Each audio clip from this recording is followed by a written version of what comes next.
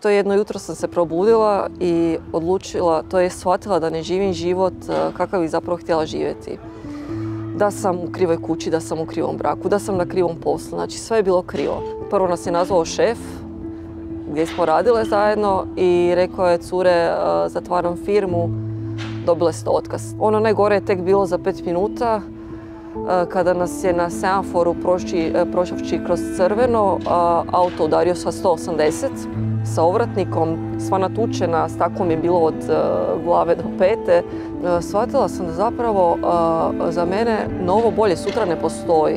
Da li ja uopće nešto volim raditi? Što ja to volim raditi? I odgovor na to pitanje je bilo da ja volim slikati.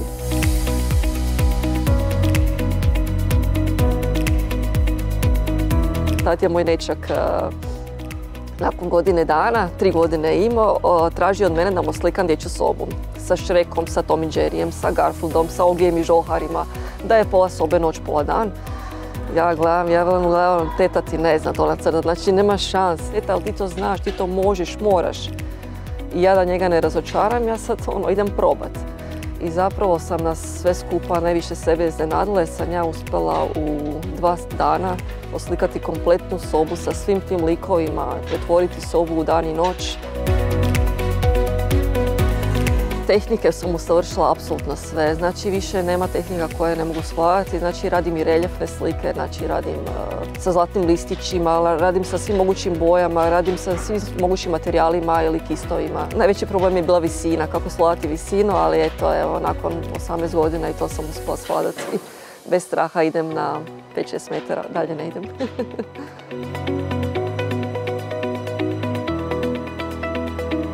Pa da, radim po cijeloj Hrvatskoj, radim i šire, svakodnevno dobivam pozive i izvana, samo što, evo, hvala Bogu mogu reći da mi je u Hrvatskoj dobro, ima puno posla, ali izdvojila bi, ne znam, još uvijek taj Dubaj, nekako je ostao u srcu moj najveći posao. U Hrvatskoj bi izdvojila od većih prostora koje sam oslikala možda Hotel Bernardu, sve zajedno oko mjesec dana.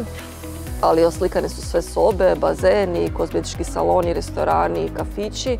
Međutim, i ovaj je ovdje vrtić isto posebno u srcu, zato jer, opet velim, tu su djeca i lijepo je pružiti nekome nešto tako da uživa u tome svaki dan.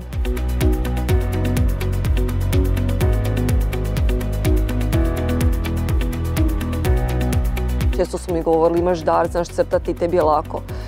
Međutim, ova knjiga je dokaz da su zapravo patnja i teški put do cilja, čak bi rekla, poželjni. Knjiga je zapravo i posvećena baš takvim osobama koje nemaju potporu, a htjeli bi, koji sanjaju, a ne usude se ostvariti svoje snove. Otvorili smo u Ivancu rođendonicu Lumiland za djecu.